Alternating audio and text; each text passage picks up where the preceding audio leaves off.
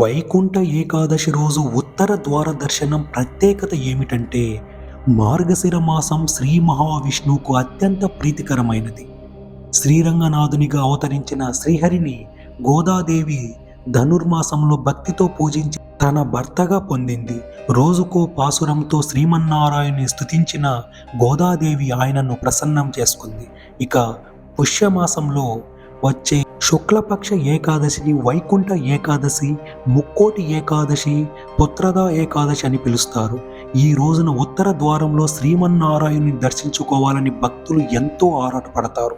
ఏడాదికి వచ్చే 24 ఏకాదశుల్లో ప్రతిదీ పవిత్రమైనదే, కానీ వీటిలో వైకుంఠ ఏకాదశి మాత్రం లేదు. ఎందుకంటే మిగతా ఏకాదశులు చంద్రమానం ప్రకారం గణిస్తే వాటిని భిన్నంగా సౌరమానం ప్రకారం దీన్ని గణిస్తారు. సూర్యుడు ఉత్తరాయానికి మారే ముందు వచ్చే ధనుర్మాస శుద్ధ ఏకాదశినే ముక్కోటి ఏకాదశి అంటారు. ముక్కోటి ఏకాదశి పేరు వెనుక పురాణ కథలు ఏముందంటే, వైకుంఠ ఏకాదశిని ముక్కోటి ఏకాదశి అని, స్వర్గద్వార ఏకాదశి అని పిలుస్తారు.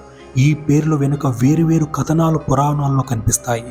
శ్రీ మహావిష్ణువుకు నెలవైన వైకుంఠంలోని వాకిళ్ళు ఈ రోజునే తెరుచుకుంటాయి కాబట్టి దీన్ని వైకుంఠ ఏకాదశి అంటారు. దక్షిణాయనం ప్రారంభం ఆషాఢ శుద్ధ ఏకాదశి నాడు పాలకడల్లో యోగ నిద్రకు ఉపక్రమించిన నారాయణుడు కార్తీక శుద్ధ ఏకాదశి రోజు మేల్కొంటారు.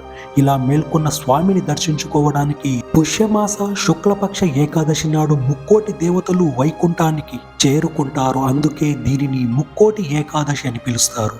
దక్షిణాయనంలో చనిపోయిన పుణ్యాత్ములకు ఈ రోజునే స్వర్గంలోకి ప్రవేశించే అవకాశం కల్పిస్తారు.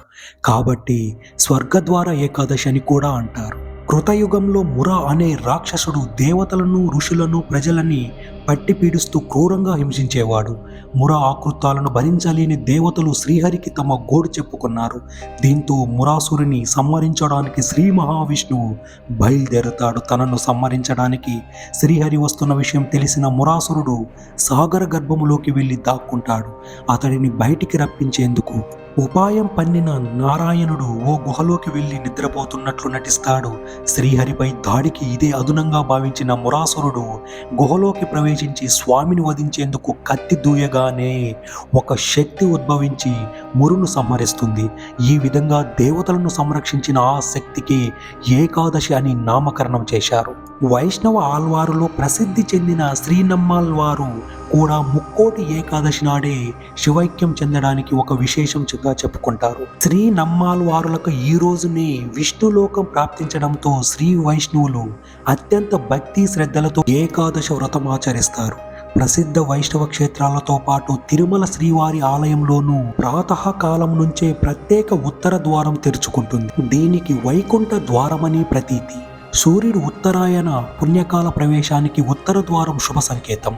ముక్కోటి ఏకాదశి నాడు తెల్లవారుజాము నుంచి వైష్ణవ ఆలయాల్లో ఉత్తర ద్వారం గుండా స్వామి దర్శనం కోసం భక్తులు వేచి ఉంటారు.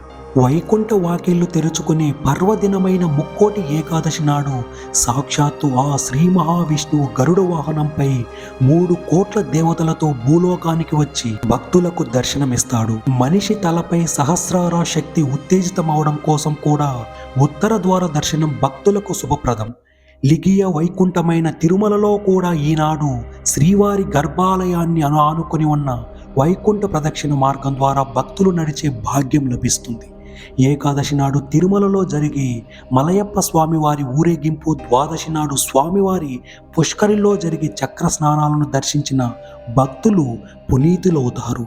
వైకుంఠ ద్వాదశి నాడు ముక్కోటి తీర్థాలు స్వామి పుష్కరిలోకి ప్రవహిస్తాయని భక్తుల విశ్వాసం.